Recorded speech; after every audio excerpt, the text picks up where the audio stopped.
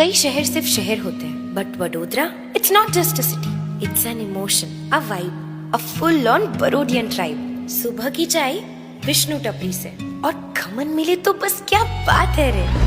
बारिश में दाल वड़ा, रात को रात्रि बाजार, खाने का खजाना यहाँ सब है यार। स्पाइसी सेव सिर्फ always the best, every foodie यहाँ करता है रेस्ट। MSU का चार्म, सयाजी का नाम, आर्ट कल्चर पढ़ाई सब में अपना काम। गरबाइट पैलेस, शिवजी की सवारी, फेस्टिवल्स यहाँ बनते हैं यादों की बारी।